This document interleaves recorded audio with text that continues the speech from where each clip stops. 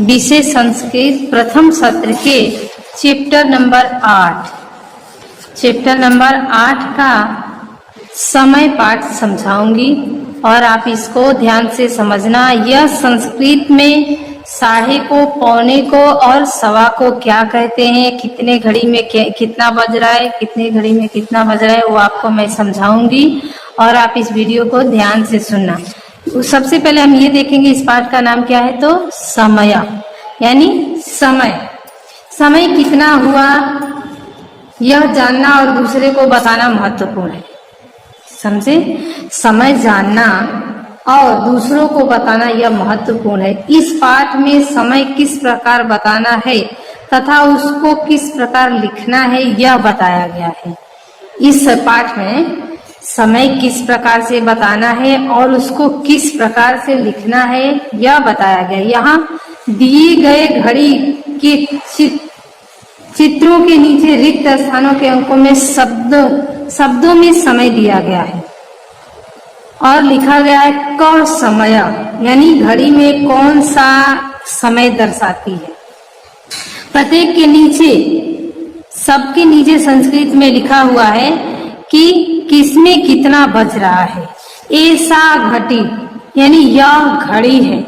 क समय, घड़ी कौन सा समय दर्शाती है, क्या समय हो रहा है इस घड़ी में, वही बताया गया है। जैसा कि आप देख रहे हो, पहली घड़ी में छोटी सुई 5 और 6 के बीच में है और बड़ी सुई 6 पे है। तो कितना समय हो रहा है, ये 30 मिनट और ये 5 से थोड़ी आगे है तो 5, तो 5:30 हो रहा है। कितना बज रहा है इस घड़ी में, तो 5:30 हो रहा है। तो संस्कृत में 5:30 को सार्ध पंचवादनम कहते हैं। क्या कहते हैं, सार्ध पंचवादनम। दूसरी घड़ी में दिखाया गया है बड़ी सुई 6 पे और छोटी सुई 6 और 7 के बीच में। तो नीचे लिखा हुआ है सार्ध षड्वादनम, यानी 6:30 बज रहे हैं। इस घड़ी में कितना बज रहा है, तो 6:30 बज रहे हैं। आगे है सार्ध नववादनम। सार्ध यानी 9:30 वादनम यानी 9 बज रहा है, 9:30 बज रहा है। 9 से 10 के बीच में छोटी सुई और बड़ी सुई 6 पे है, तो सार्ध 9 वादन 9:30 बज रहे हैं। आगे है छोटी सुई 2 और 3 के बीच में और बड़ी सुई 6 पे, तो सार्ध द्विवादनम 2:30 बज रहे हैं, जिसको हम 2:30 भी बोलते हैं, 2:30 बज रहे हैं। समझ में आया आपको। ये 4 घड़ियों के बारे में, 4 घड़ी में क्या बज रहा है वो सब नीचे लिखा हुआ है। पहली वाली में सार्ध पंचवादनम 5:30 बज रहे हैं, सार्ध षड्वादनम 6:30 बज रहे हैं, सार्ध नववादनम 9:30 बज रहे हैं और लास्ट में है सार्ध द्विवादनम यानी 2:30, जिसको हम 2:30 बोलते हैं। आगे है सपाद त्रिवादनम। सपाद, संस्कृत में सपाद को सवा कहते हैं, पादोन को पौने कहते हैं और सार्ध को साढ़े या अर्धे में जोड़ते हैं। तो दूसरी लाइन में सपाद यानी सवा और तीसरी लाइन में पादोन यानी पौने। इस घड़ी में 3:30 का बताया गया है कि 5:30 बज रहा है। इस घड़ी में 3:15 बताया गया है, इस घड़ी में पौने बताया गया है। तो दूसरी वाले लाइन में हम देख रहे हैं कि बड़ी सुई और छोटी सुई दोनों 3 पे है। तो सपाद यानी सवा में कितने मिनट होते हैं, तो 15 मिनट होते हैं और पादोन में, पौने में भी 15 मिनट होते हैं। फर्क ये होता है कि सपाद में 15 मिनट आगे होता है और पौने में 15 मिनट पीछे होता है। तो सपाद जहां भी आगे रहेगा वहां सपाद बोलेंगे और जहां पौने रहेगा यानी 15 मिनट कम रहेगा वहां पादोन बोलेंगे संस्कृत में। तो पहले वाली में देखिए 15 मिनट ज्यादा है तो सपाद त्रिवादनम 3:15 बज रहे हैं। कितना, 3:15 बज रहे हैं। और दूसरी वाली में है 4 पे छोटी सुई और 3 पे बड़ी सुई। सपाद में हर बड़ी सुई 3 पे होगी, आप देख रहे होंगे, और हर छोटी सुई जितना बज रहा होगा उतने पे होगी। तो सपाद चतुर्वादनम यानी 4:15 बज रहे हैं। फिर आगे है 10 पे छोटी सुई और 3 पे बड़ी सुई, सपाद 10 वादनम। आगे है सपाद अष्टवादनम, 8:15 बज रहा है इसमें। सपाद 10 वादनम यानी 10:15 हो रहा है, उसमें सपाद चतुर्वादनम यानी 4:15 हो रहा है। अब आगे हम देख रहे हैं पौने पे, आगे 9:45, 9:12, 9:45, 9:45। तो पहली वाली घड़ी में हम देख रहे हैं कि पादोन 10 वादना, 10 बजे में 15 मिनट कम है। छोटी सुई 10 पे है और बड़ी सुई 9 पे है। तो इस घड़ी में 10 बजे में 15 मिनट बाकी है, तो इसको हम क्या कहेंगे, पादोन 10 वादनम। आगे है छोटी सुई 11 और 12 के बीच में और बड़ी सुई 9 पे, तो इसमें अभी कम है 15 मिनट, इसलिए पादोन द्वादश वादनम कहा जाएगा। क्या कहा जाएगा, पादोन द्वादश वादनम।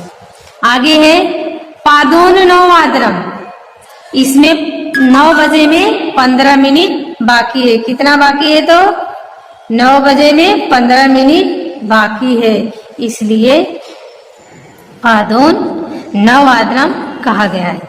अब आगे है पादोन 1 वादनम यानी 9:45 बज रहा है। कितना बज रहा है, तो 9:45 बज रहा है। फिर आगे देखिए क समय, घड़ी देखकर उसके नीचे समय अंकों और शब्दों में लिखो। अंक में भी लिखना है और शब्द में भी लिखना है। जैसा कि आप देख रहे हैं कि ये छोटी सुई 1 पे और बड़ी सुई 3 पे, तो 1:15 हो रहा है। कितना हो रहा है, 1:15। तो हम शब्दों में कैसे लिखेंगे, सपाद 1 वादनम। क्या लिखेंगे, तो सपाद 1 वादनम। आगे है 7:30 बज रहा है, 7:30 हो रहा है, तो इसको हम क्या लिखेंगे, सार्ध सप्तवादनम। क्या लिखेंगे, सार्ध सप्तवादनम।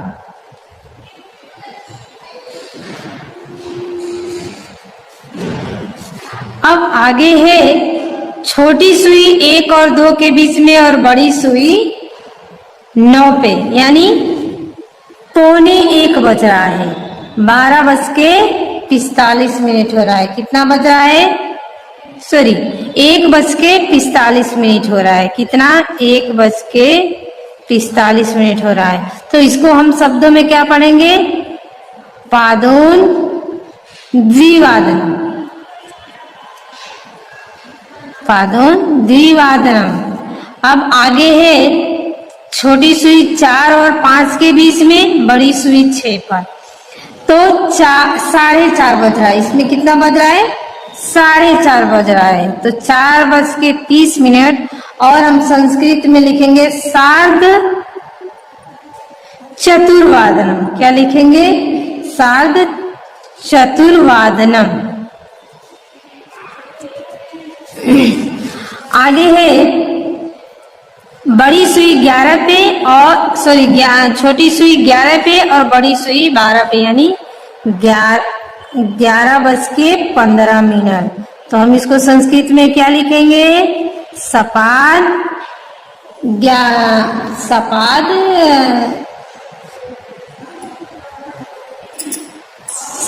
11 एकादश वादनम।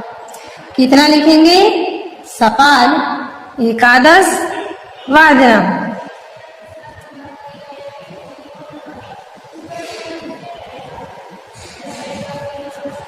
अब आगे है छोटी सुई 5-6 के बीच में और बड़ी सुई 9 पे है। क्या है, 9 पे। तो ये कितना हुआ, 5:45 हुआ। कितना हुआ, तो हम क्या लिखेंगे, पादोन षड्वादनम।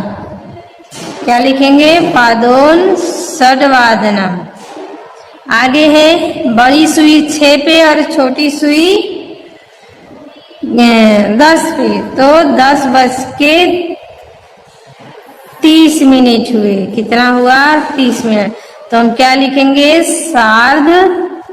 10:30। क्या लिखेंगे? 10:30। अब आगे है छोटी सुई 5 पे और बड़ी सुई 9 पे, तो कितना हुआ? 4:45। और उसको हम संस्कृत में लिखेंगे पादोन